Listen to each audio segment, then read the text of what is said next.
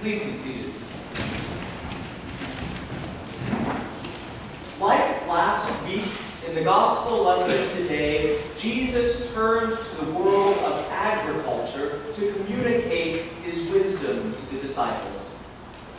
A farmer sowed a field of wheat, but at night someone else sowed different seeds, the seeds of weeds. Wheat and weed grew together side by side. When workers noticed these weeds, they asked whether they should pull them up. But the farmer said no.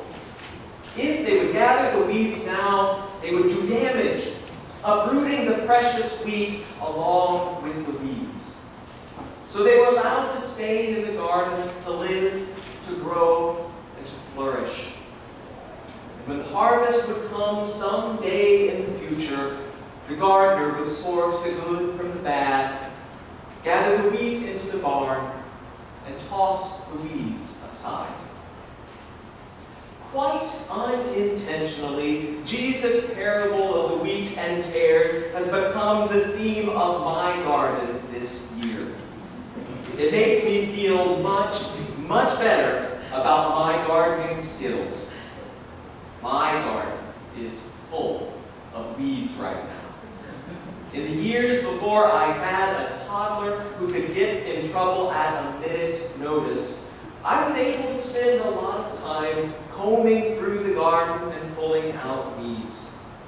A weeded garden is a beautiful thing, so pleasantly clean, so orderly, so predictable. What is good and desirable is kept, and what is not is tossed aside. This year, I've given up. I don't have time for it, and as the saying goes, I am in the weeds, literally and figuratively, entangled in complexities, so the weeds are there to stay.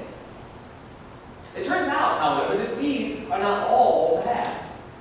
In fact, they have many benefits. Some weeds pull up water and provide the soil with important nutrients and stability, nature's way of fertilizing. Some weeds provide pest control. Other weeds serve as a companion plant to provide shade or to act as a trellis to climb. And other weeds, like the purslane we talked about last week, are edible and delicious. Bare soiled and monocultural plant plots are rare in nature. Things grow together. So having a diverse group of plants allows for a healthier garden. Of course, there is a reason that we call weeds weeds. Not all of them are good and beneficial and life-giving. Aside from aesthetic reasons to remove weeds, some attract pests. Some have unpleasant smells, some cause root damage, and some are poisonous. Weeds grow quickly and abundantly. Too many, and they can compete for precious nutrients and overwhelm the good crops around them. Understanding how all of this works, how plants and weeds interact, is incredibly complex and nuanced. And for those of us who are just hobby gardeners with a little time, we might find ourselves lost in these weeds as well, unable to determine what is good, what is bad, what is worthwhile, and what we should just allow to be. In our Old Testament lesson today, Jacob was lost in weeds of his own, weeds of great complexity. He was on the run. As we read about last week, he tricked his older brother Esau into giving up his birthright for a bowl of lentil stew. And then Jacob conspired with his mother to deceive his father into giving him a blessing as well as the birthright. And now in the lesson today, he was on the run from Esau, who wanted to kill him. He was sent away by his father to find a wife, away from the mother whom he dearly loved. And I imagine that as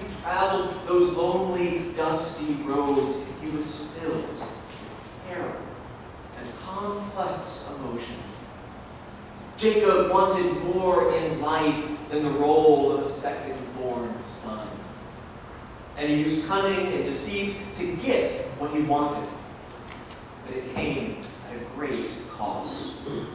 He was uprooted from the life he knew, lost in stress and anxiety, entangled in family conflict. He might not have been able to see what is good and what is bad, to weigh what is worthwhile and what should just let be. And so one night as Jacob rested, as Jacob wrestled in his mind, God visited him in a dream. He dreamed that there was a ladder set up on the earth, and on top of it, and the top of it reached into heaven, angels ascending and descending. The Lord stood beside him and reminded him of all of the promises that the Lord had made. Know that I am with you, God said, and will keep you wherever you go. When Jacob awoke, he knew that God had been with him in that place, lost in the middle of the desert. And in that brief moment when earth and heaven came near, Jacob's eyes were opened. He saw a reality that he could not see through the weeds of the struggles of his life. He saw beyond the confusion and ambiguity of the choices he had made. He saw a greater reality of God. Lost in the weeds, God was still with him. There are times in life when we are just as lost as Jacob. Our families enter into conflict. Our children exhaust us. Our jobs wear us down. The politics of our country dishearten. Tragedies around the globe disorient. When we are overwhelmed, it becomes difficult to know what is good and what is bad, what is wheat and what is weed, what is worth our time, and what is better left alone. How then can we tend the gardens of our lives when we cannot see clearly what is in front of us in plain sight? In our psalm lesson today, the psalmist posits an answer. The reality of God, the psalmist says, is far greater than what we can comprehend or understand. The psalmist exclaims, "O God, you have searched me and known me. You know when I sit down and when I rise up. You discern my thoughts from far away. You search my path. You are acquainted with my ways. Where can I flee from your presence? In heaven you are there. In hell you are there. And if I take the wings of the morning to the farthest limits of the sea, even there your hand will lead me." This is the nature of God's relationship with us. Ever present, ever knowing, ever compassionate. Wherever we find ourselves, God sees the wheat and weeds in our lives, the good and the bad. God knows them intimately and is with us in them. Search me, O God, and know my heart. Test me and know my thoughts.